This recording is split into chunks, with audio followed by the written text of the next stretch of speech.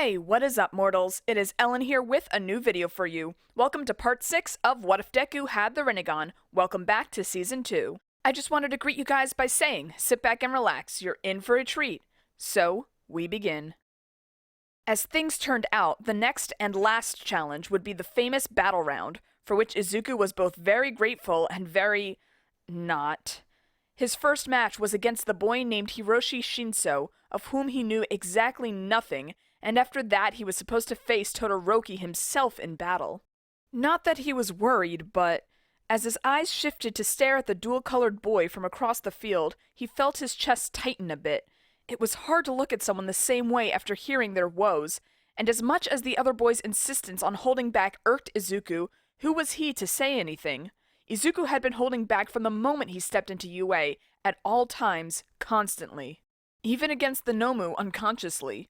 For someone like him to criticize Shoto, who most likely had a far more valid reason, that just wouldn't sit. And yet, the idea of leaving things as they were left a poor taste in his mouth. But he wasn't out of it enough to not notice the purple-haired boy who approached him in slow, careful steps. A boy with wild purple hair and heavy bags under his eyes, hands in his pockets and back slightly bent. The boy who teamed up with Ojiro, Hiroshi Shinso. Hey, you're Midoriya, right? He'd already gotten the rundown from Ojiro. Answering this guy was supposed to be bad news. And yet, the battle hadn't begun yet. Theirs would take a few rounds to get to. Yeah, he settled for replying, even if he knew he shouldn't. It's nice to meet you. He was cut off. His brain turned into mush. His thoughts turned into static. Something tugged at his conscience, poked and prodded, and then faded. Hiroshi Shinso stared at him in the eyes with an unreasonable expression on his face. You're too gullible. I know he told you about my quirk. A pause. Didn't think I could do anything because the battle hasn't started? Bold. No, But Hitoshi had already walked off, and now Midoriya was on his own again. Wonderful. Once again, his eyes traveled to the board of matches and stared at the imprint of his own name there. A pair of concentric eyes bore into the match's description. But he was not alone. Hey, Deku! He jolted. It had been a while since last he'd heard Katsuki Bakugo actually talk to him. Scream at him, maybe. Talk? Not really. They'd long since drifted away, but the events of the USJ had turned a chasm into an insurmountable abyss. If he didn't know better, he'd have said Katsuki was afraid of him. But now the blonde had marched up to him, all righteous fury, all anger and frustration. His crimson eyes were glaring into his own, fists already tightened. Izuku furrowed his eyebrows. Katsuki always looked angry, but this was fast. What is it, Kachan? Sorry, Bakugo? To this day, he didn't know exactly how to call the blonde, and clearly the other boy didn't either. As usual, there was a flare of anger in his eyes when Izuku uttered the childish nickname he'd given the explosive hero wannabe, but there was also a genuine recoil to his calling him by his family name. Bakugo Katsuki stared at him for a few seconds, anger mixed in with an unnamed emotion Izuku didn't recognize. You, he growled, better not get too pulled into the Popsicles challenge, you bastard, and you better not lose. You hear me? I'm sorry, what? You know damn well what I'm talking about, jackass. As always, Katsuki's language was about as harsh as his personality. Everyone can tell you're wrapped up in whatever sob story you're coming up with to tell yourself you're doing fine, but I won't fall for it, got that? So you damn better get to the final so I can smash your face in, and you damn better bring your A-game. My A-game? I'm always... Don't give me that crap, freaky eyes! Bakugo interrupted him harshly. It's bad enough that you've been mocking me for years now, but don't lie to my damn face, you bastard! And he marched off. Finally, Izuku was alone. Truly alone this time. Both of his friends were off to strategize for their own matches, which would certainly be necessary. Uraraka's battle, in particular, would require thought. And his own... Izuku was training to be a hero, to be someone who inspires people, someone who brings about change, someone who can be someone's icon like All Might was his. But, as he waited for his turn in the arena, there was no All Might to inspire him, no one to wish him good luck because no one was really worried. He would walk in there to fight a fight he knew he'd win, and he'd do so while holding back, like he always did. It didn't feel particularly heroic or inspiring or right, and yet He could do nothing else. Elsewhere, a man in an orange mask watched with amusement in his glowing crimson eyes. After the break was his turn. He stood across the battlefield from Hitoshi Shinso. Though the boy put on a brave front, Izuku could immediately tell he was nervous. His hands trembled slightly, his eyes staring at him almost defiantly, like the underdog ready to fight. "Wow," Shinso drawled. "You're staring at me pretty intensely. The blonde idiot was right. Those are some really freaky eyes." Izuku didn't reply. He knew he wasn't supposed to, and even if he didn't, he wasn't dumb enough to fall for a stupid taunt like that. He just took in the sight of his enemy for a few seconds, his posture stiff. "What's up, number one? Not even going to bother talking to me? Am I not worth your time? That it?" He wouldn't fall for it. Izuku took a single step forward. "Come on, don't tell me you're afraid of me. You, who were born with 10 golden spoons stuck in your mouth." But Shinso never had the chance to speak further. Izuku raised up a palm towards him and pushed. And just like that, it was over. Heroic. Staring at the defeated face of his opponent on the dirt, knowing now that Shinso was facing what Izuku thought he'd face before his Rinnegan developed its abilities, and still having had to crush the boy in absolute silence. Humiliation of the highest mark. And nothing he could do about it. He wanted so badly to walk up to Shinso and talk to him, but it felt as if there was a wall between them, a chasm. When had Izuku lost sight of his previous weaknesses, he wondered? Nothing to be done, he told himself yet again. How heroic. And that was that for round 1. In the end, Uraraka lost. It was harrowing to watch. His friend, who'd trained her ass off to win, who'd fought and bled and screamed until her voice was hoarse for that victory, lost. Her opponent, of course, was Katsuki. If she'd faced almost anyone else, she could have won. But she didn't. She faced Katsuki. She threw every last thing she had at the blonde, down to the entire stadium itself. And it wasn't enough. And so Uraraka lost, and Izuku felt absolutely terrible about it. And yet, when he wanted to rush to her side and comfort her, he found her smiling. It was the fakest thing he'd ever seen. "Damn," she muttered, still grinning wildly. "I guess I lost, huh?" Uraraka and Ito were special. They were his first friends since the mess with Kachan, possibly his first friends ever, depending on your definition. When he'd messed up and gotten hospitalized, Uraraka had scolded him and supported him at once. She'd had a fire in her eyes that she'd kept all throughout their training. She'd wanted so badly to win, and she'd still found it in her to be supportive. Meanwhile, Izuku felt like he'd swallowed something sour and his voice was gone. But don't worry, I'm fine," she assured him, taking his silence as some sort of cue. The girl with caramel locks had the gall to look embarrassed, rosy cheeks even redder as she tousled her own hair. "I'm kinda surprised at how fine I am, honestly. Just means I'll have to train even harder from here on out, right?" "Yeah," he muttered. He couldn't find it in himself to say anything else. To start with, it wasn't in Izuku's nature to say, really. People were difficult, and it was hard to find the words for all the complicated emotions in his chest. But it wasn't like he needed to talk to be supportive. Uraraka had showed him that by just being herself. She'd never pressured him to be someone else around him. She'd never needed to tell him so to make him feel like they were friends. He could pay her back right then. So he walked up to Uraraka, took in a deep breath, letting his hands tremble a bit, and pulled her into a hug. It wasn't romantic. Really, it was a really sad, really pathetic excuse for a hug. All poor angles and trembling everything and stiff shoulders. But it was heartfelt, and it let him let her know the things he couldn't say. But what he could say, at least, he did. "You did amazing," he agreed, because she did. He'd never seen anyone fight as fiercely in such a crafty and intelligent way. She'd been nothing short of phenomenal. But it's okay to not be okay, I guess. Ochako froze in his arms. If he felt his shirt get wet after that, he said nothing about it. That's what friends were for.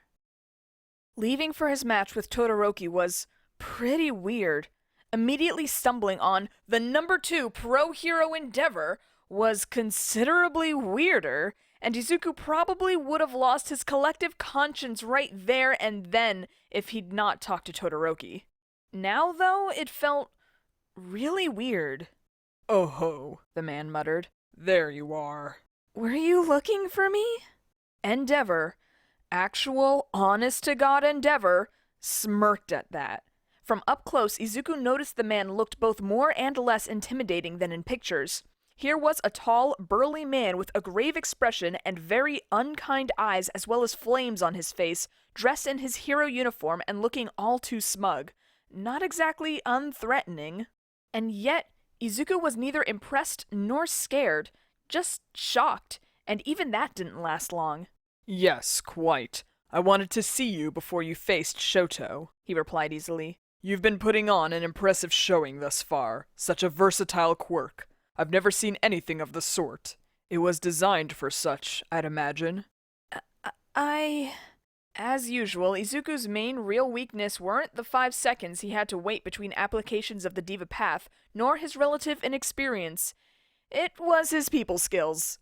He just wasn't good with them, and something about Endeavor put him off greatly. He felt as if something was about to break.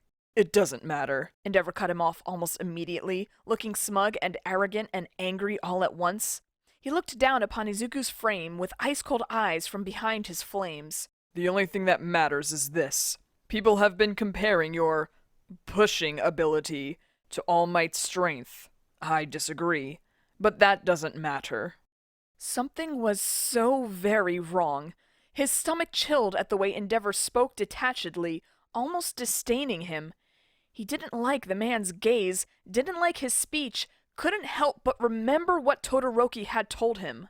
And why is that? Because my Shoto has a duty to surpass All Might, and his little skirmish against you will serve as a— Midoriya was horrible with people, but that was about when he'd had enough. No, he cut the man off, surprised by his own boldness. Todoroki isn't yours to begin with, so don't call him that. And I'm not All Might. Now I've got a fight to get to, so please excuse me. And he walked off. But that moment was important, because right then and there, he thought of Todoroki's words again, of his vow to himself to always hold back, and he made a decision. From the moment he'd heard the boy's story, he'd wanted to help and hadn't known how. Now he knew. For better or for worse, he'd follow through. That's what a hero does. There were very little words to be exchanged as the seconds trickled down. Instead, the two rivals took the little time they had to size each other up from across the breadth of the arena, each with their own sorts of confidence burning in their eyes. Well, folks, this is it! One of the most anticipated matches in this tournament! Midoriya versus Todoroki! Let the match begin! A wall of ice was instantly created with a thrust of 2 palms forward by Todoroki, who also stepped forward to lend momentum. A second later, though, and the entire thing was shattered into thin shards of ice, with the force of the expulsive force being enough to force Todoroki back a good few feet. As the roaring explosions already associated with Midoriya's technique followed, a faint layer of dust was picked up from the ground, and then settled. Once again, the two stared each other down from across the battlefield. Like I thought, this won't work on you. You're trying to test the limits of my quirk, Midoriya immediately surmised, furrowing his brows slightly. You've already seen me break through this sort of attack before, and I don't think your plan is to just outlast me yet. You have a theory. Todoroki didn't answer. Not that Izuku expected the boy to, after all. Speaking out loud merely helped him organize his thoughts. Thus, he shifted his footwork a bit to have a bit more stability on the ground and bent his knees a little, flaring chakra through his eyes. He couldn't just push Todoroki out of the arena, of course. Anything short of a blast strong enough to knock him out immediately would be immediately responded with the creation of barriers to keep himself safe, and Izuku wasn't that confident in his control over the Diva Path yet. Asura Path it is, then. The bearer of the Rinnegan stared Todoroki down for another second, bending his knees and biding his time. Then, with a sudden burst of speed, broke into a mad dash towards Todoroki, leaping at the boy and rearing back his fist. As expected, a spike of ice erupted from underneath his feet in a swift movement by an analytical Todoroki, forcing Midoriya to recalculate. As his arm burst open to allow for a long, malleable blade to be exposed, the hand that arm ended in grabbed at the very blade and swung it, slicing the ice diagonally as Izuku landed on a roll, got to his feet, and dashed again. Already he could see Todoroki trying to size him up, calculating what he was capable of. This initial period of the battle was an intellectual face-off. He didn't know Todoroki's limits, and Todoroki didn't know his. For that reason, it was safer to test each other out. But even in only 2 movements, they'd done a good amount of damage. Todoroki was still playing defensive and going easy on him, he knew. These last attacks were nothing compared to what he'd busted out during the obstacle course, for example. Preserving energy was smart, but Izuku would likely win a battle of attrition if it came down to that. And it wouldn't. Shifting the blade arm into the cannon he'd made earlier, which was quickly turning into his favorite application of the Asura Path, he felt rather than saw his flesh shift and writhe under his parting skin to give way to strange machinery, with the long blade melting back into his twisting palm like mercury. Some people winced. He saw it clearly with his eyes, which bestowed upon him a perfect vision down to every last detail. Todoroki, however, showed no reaction. He merely shifted his stance a bit, readying an arm to raise a barrier. No, wait! It was all Izuku could do to hurriedly toss himself to the right to stop another barrage of ice from slamming into him. Todoroki's objective hadn't been to defend himself, but to stop his transforming arm. As the Asura Path finished whirring, he felt himself smiling softly and pointed the cannon at Todoroki. Almost. But a barrier of thick ice had established itself between himself and Todoroki just as soon as he fired the burst of concentrated chakra. A blur of brilliant azure exploded from the strange machinery and against the ice, but Todoroki remained unharmed even as his ice was shattered instantly. A huge shower of ice dust and shards spread outwards like sharp hail, but Todoroki remained impassive. Attraction and repulsion, weapon creation and manipulation. I was curious before, but that confirms it. Your quirk is engineered, isn't it? It has to be. Maybe, he responded. Inside, though, Izuku winced. That was always going to be at the center of things with Todoroki, who had suffered due to his quirk's status as something artificial, a weapon created by endeavor. He was always going to look at Izuku and see something like himself, especially in the knowledge that Izuku, too, was holding back. Was that why he'd sought him out? Because they could relate to one another? Izuku wasn't sure, but he'd heard the obvious. Todoroki Shoto shifted his stance, readying both hands. His face was resolute, a bead of sweat traveling down his cheek, his dual-covered locks of hair disheveled.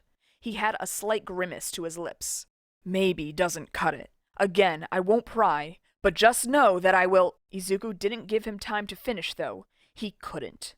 Thrusting the cannon arm forward again, he fired a second blast of pure energy out of its muzzle, aimed at the ground this time, which created an explosion that covered the arena in dust and debris from the forceful impact. And then took this opportunity to break into yet another mad dash to Todoroki and transformed his arm back into his normal arm, letting the Asura Path fade from his body. Ignoring the now familiar feeling of his flesh twisting around itself, Izuku quickly jumped out of the clouds and towards Todoroki with a fist reared back, a snarl on his lips, only to be rather forcefully forced back by ice that shot into his gut and sent him skidding back. The impact alone tore droplets of blood from his mouth and towards the ground. Todoroki had been put on the back foot, though, if only for a moment. Even without full use of his quirk, in this arena, the boy could press the dual-covered rival he now faced. As predicted, that didn't go well with Todoroki. What are you even trying to— If you can hold back, so can I. Todoroki Shoto took a sharp breath in, trembling slightly. Was it in shock, cold, or anger? Hard to tell.